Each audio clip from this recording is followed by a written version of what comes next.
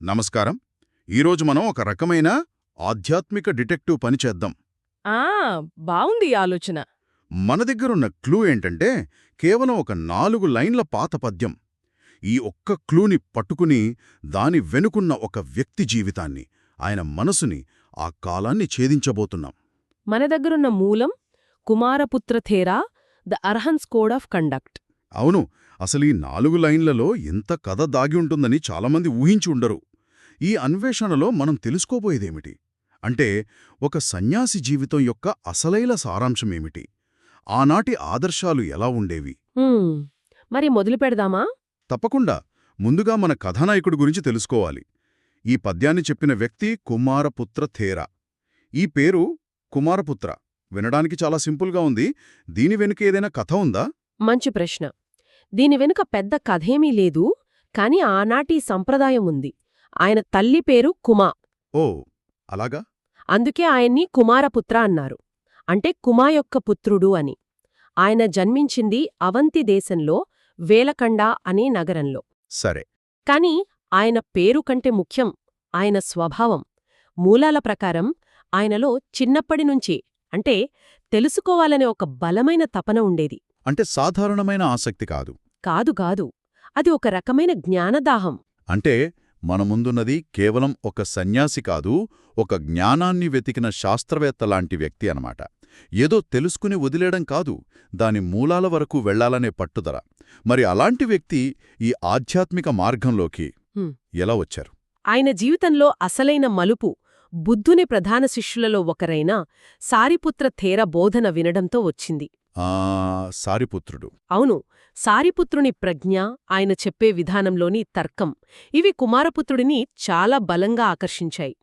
ఆ ఒక్క ఉపన్యాసంతోనే ఇదే తన మార్గమని ఆయనకు అర్థమైపోయింది.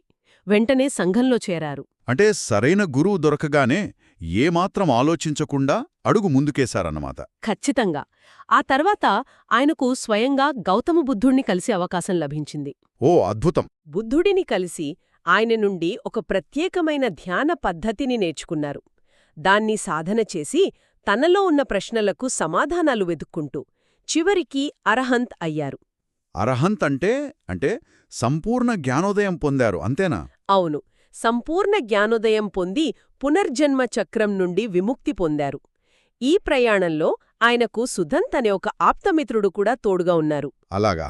ఇద్దరూ కలిసి సాధన చేసి ఇద్దరూ అర్హంతులు అయ్యారు. అద్భుతం. ఇప్పుడు మనకొక స్పష్టమైన చిత్రం వచ్చింది. ఒక తీవ్రమైన జిజ్ఞాసి, ఒక గొప్ప గురువు ద్వారా ప్రేరణ పొంది, స్వయంగా బుద్ధుని దగ్గర శిక్షణ పొంది జ్ఞానోదయం సాధించిన ఒక వ్యక్తి. మరి అలాంటి వ్యక్తి నోటి నుంచి వచ్చిన మాటలు ఎంత పదునుగా, ఎంత లోతుగా ఉంటాయో కదా? నిజమే. ఇప్పుడు ఆ మాటల్లోకి, ఆ 4 లైన్ల పద్యంలోకి వెళ్దాం. తప్పకుండా. అది ఒక సన్యాసి జీవితానికి ఒక మినీ మాన్యువల్ లాంటిది. ఆ పద్యం తెలుగులో ఇలా ఉంది. వినడం మంచిది, ఆచరించడం మంచిది, ఇంటిని వదిలి ఎల్లప్పుడూ నిరాశ్రయునుగా జీవించడం మంచిది. ఆచరించడం మంచిది. ఇది వినడానికి చాలా సింపుల్గా ఉంది. అవును, కాని ఇక్కడే విషయం చాలా ఆసక్తికరంగా ఉంటుంది. ఇది కేవలం చెవులతో వినడం గురించి కాదు. పాలీ భాషలో సుత్తం అంటే విన్నది, అంటే ఇక్కడ ధర్మం, బుద్ధుని బోధనలు. సరే.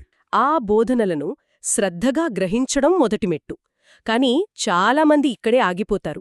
కుమారపుత్రుడు చరితకం అనే పదాన్ని వాడారు, అంటే ఆచరించడం. ఆచరణ. అవును, విన్న జ్ఞానాన్ని మన జీవితంలో భాగం చేసుకోవడం.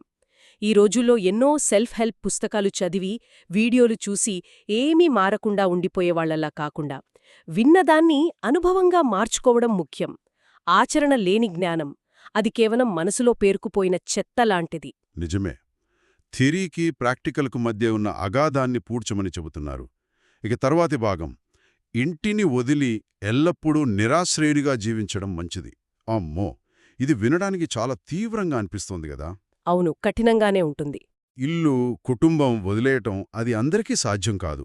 దీన్ని మనం ఈ రోజుల్లో ఎలా అర్థం చేసుకోవాలి? మన ఇల్లు, ఉద్యోగం వదిలేయాలా? ఇది చాలా ముఖ్యమైన ప్రశ్న. అనికేత విహారం అంటే ఒక నిర్దిష్టమైన ఇల్లు లేకుండా జీవించడం. ఇది కేవలం భౌతికంగా ఇల్లు వదలడం కాదు, దాని వెనుక ఉన్న తత్వం చాలా లోతైనది. అంటే ఇదొక రకంగా చూస్తే ఆ కాలం నాటి మినిమలిజం లాంటిది. కాని కేవలం వస్తువులను తగ్గించుకోవడం మాత్రమే కాదు. అంటే నేను ఫలానా ఊరివాడిని, ఇది నా ఇల్లు, ఇది నా ప్రాంతం అనే ఒక ఐడెంటిటీని, ఒక గుర్తింపులు కూడా వదులుకోవటం అన్నమాట. ఖచ్చితంగా you nailed it. It's not just decluttering your house, it's decluttering your identity.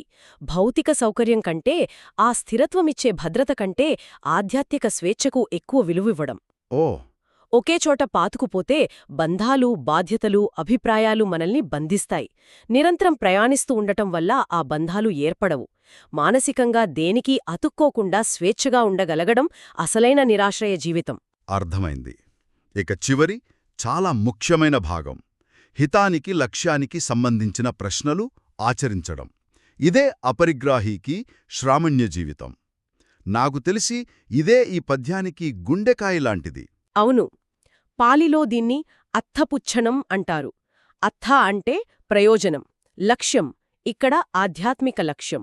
పుచ్చణం అంటే ప్రశ్నించడం. ప్రశ్నించడం అంటే మనల్ని మన లక్ష్యం వైపు నడిపించే ప్రశ్నలు అడగటం. ఈ దుఃఖం ఎందుకు కలుగుతుంది, దీని మూలమేమిటి, దీనిని ఎలా దాటాలి వంటివి. అంతేగాని పనికిమాలిన విషయాలు కాదు. అస్సలు కాదు. పక్కా ఆశ్రమంలో ఏం వండుతున్నారు, లేదా రాజుగారికి ఎంతమంది భార్యలు వంటివి కాదు.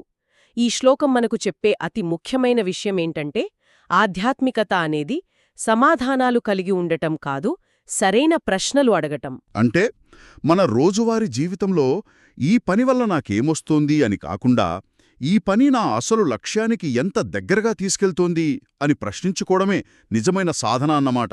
కరెక్ట్. మరి ఆచరించడమనే పదం ఇక్కడ మళ్ళీ వాడారు.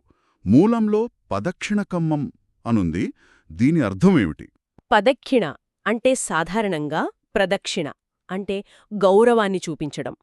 కాని ఇక్కడ దానికి విస్తృతమైన అర్థం ఉంది. ఇది ఉద్దేశ్యపూర్వకమైన, స్పృహతో కూడిన చర్యను సూచిస్తుంది. స్పృహతో కూడిన చర్య. అవును.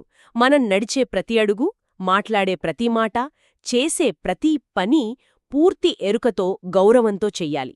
దీని సారాంశం ఏమిటంటే, ఒక నిజమైన సన్యాసి అంటే అకించనస్స, ఏమీ లేనివాడు, కాషాయ వస్త్రాలు, గుండు వంటి బాహ్య చిహ్నాల ద్వారా కాదు, తన లోపల జరిగే ఈ నిరంతర ప్రక్రియ ద్వారా నిర్వచించబడతాడు. అద్భుతం. అసలు ఒక వ్యక్తికి ఇంత స్పష్టత ఎలా వస్తుంది? అతను పుట్టుకతోనే ఇంతటి జ్ఞానిగా పుట్టాడా, లేక దీని వెనక ఇంకా ఏదైనా కథ ఉందా?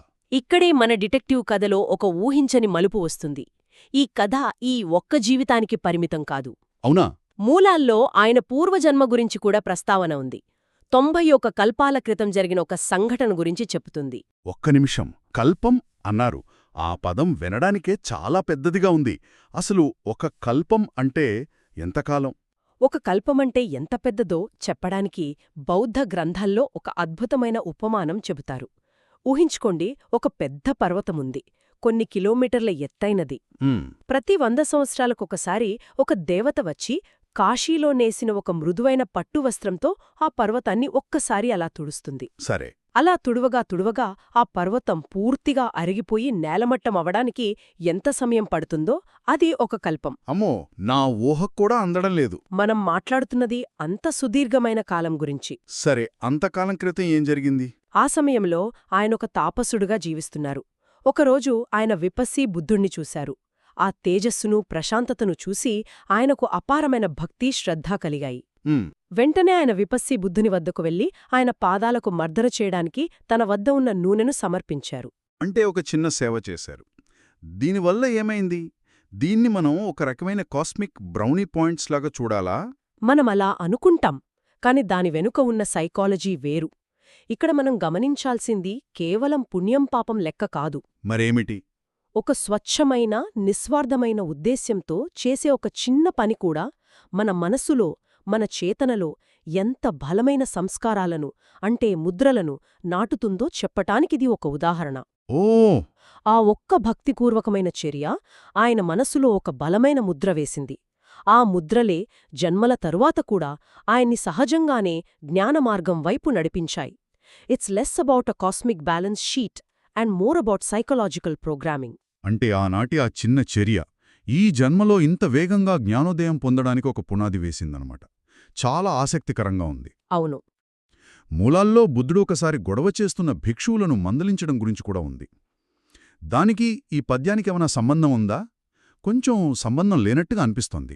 పైకి అలానే అనిపిస్తుంది, కాని చాలా లోతైన సంబంధముంది. ఈ మూలం చతుమా సుత్త వంటి ఇతర సుత్తాలను ప్రస్తావిస్తుంది. సరే. ఆ సుత్తాల ప్రకారం కొన్నిసార్లు కొత్త భిక్షువులు ఆశ్రమంలో చాలా గట్టిగా అరుస్తూ, చేపలు పట్టేవాళ్లలాగా అల్లరి చేస్తూ ప్రశాంత వాతావరణాన్ని పాడుచేసేవారు. అది చూసిన బుద్ధుడు తీవ్రమైన అసంతృప్తి వ్యక్తం చేసి, ఇది ధ్యానవనంలా లేదు, చేపల మార్కెట్లా ఉంది అని వారిని అక్కడ్నుండి వెళ్ళిపోమ్మని కూడా అంటారు. అంటే ఒక రకంగా చూస్తే 2500 ఏళ్ల క్రితం కూడా ఓపెన్ ఆఫీస్లో ఉండే డిస్ట్రాక్షన్స్ గురించి బుద్ధుడు మాట్లాడుతున్నారన్నమాట. కాన్సంట్రేషన్ అప్పుడు కూడా పెద్ద సమస్యే. ఖచ్చితంగా. కాబట్టి కుమారపుత్రథేర చెప్పిన ఈ పద్యాన్ని ఆ సంఘటనలకు ఒక విరుగుడుగా, ఒక సరిదిద్దే మార్గదర్శిగా మనం చూడవచ్చు. అలాగా. ఒక ఆదర్శ భిక్షువు ప్రవర్తన ఎలా ఉండాలో గుర్తుచేసేదిగా ఇది పనిచేస్తుంది. సాధనకు అనుకూలమైన వాతావరణాన్ని కాపాడుకోవడానికి నిశ్శబ్ద ధ్యానం, ఉద్దేశపూర్వకమైన అన్వేషణ, స్పృహతో కూడిన చర్య అవసరం. అంతేకాని ఇతరులకు భంగం కలిగించే శబ్దం, అల్లరి కాదు. అద్భుతం. మనం ఎక్కడ మొదలుపెట్టామో ఎక్కడికొచ్చాం. ఒక చిన్న 4 లైన్ల పద్యంతో మొదలుపెట్టి ఒక వ్యక్తి జీవితంలోకి, ఆయన పూర్వజన్మ కథలోకి, చివరికి ఆనాటి బౌద్ధ సంఘంలోని క్రమశిక్షణ, ఆదర్శాల గురించిన ఒక సూక్ష్మమైన విశ్లేషణ వరకు వచ్చాం. అవును. ఒక చిన్న క్లూ మనల్ని కల్పాల వెనక్కి, ఒక సంస్కృతి లోపలికి తీసుకెళ్ళింది. నిజంగా. ఇందులో మనం గ్రహించాల్సిన ముఖ్యమైన విషయమేంటంటే, ఒక నిజమైన సాధకుడికి ఆధ్యాత్మిక మార్గమనేది గొప్ప ప్రదర్శనల గురించి, అద్భుతాల గురించి కాదు. అది చాలా నిశ్శబ్దంగా, వ్యక్తిగతంగా ప్రతి క్షణం జరిగే ఒక ప్రక్రియ. వినడం, ఆచరించడం, ప్రశ్నించడం మరియు దేనికీ అనుబంధం లేకుండా జీవించడం వంటి చిన్న చిన్న కాని ముఖ్యమైన విషయాలను ప్రతిరోజూ ఏకీకృతం చేసుకోవడమే అసలైన సాధన. కుమారపుత్ర జీవితం, ఆయన పద్యం దీనికి నిలువుటద్దం. చాలా సాధారణమైన పదాలలో కూడా ఎంత లోతైన జ్ఞానం దాగి ఉంటుందో చెప్పటానికి ఇదొక శక్తివంతమైన ఉదాహరణ. ఈరోజు మనం జరిపిన ఈ చర్చ నుండి శ్రోతలు ఆలోచించడానికి ఇక్కడొక చివరి ప్రశ్న వదిలివేద్దాం. తప్పకుండా. ఈ పద్యం అకించనస్స అంటే ఏమీ లేని వ్యక్తి యొక్క ఆదర్శవంతమైన జీవితాన్ని వివరిస్తుంది. కాని మనం జీవిస్తున్న ప్రపంచం దీనికి పూర్తిగా వ్యతిరేకమైనది. ఎక్కువ వస్తువులు, ఎక్కువ సమాచారం, ఎక్కువ హోదా, ఎక్కువ ఫాలోవర్లను సంపాదించమని మనల్ని నిరంతరం ప్రోత్సహిస్తూ ఉంటుంది. నిజమే. ఇలాంటి ప్రపంచంలో ఏమీ లేకపోవడంలో స్వేచ్ఛను, నిజమైన ప్రయోజనాన్ని కనుగొనడం అంటే ఏమిటి? బహుశా దీనికి సమాధానం వెతకడంలోనే మనకు కుమారపుత్రథేర సందేశం మరింత లోతుగా అర్థమవుతుందేమో.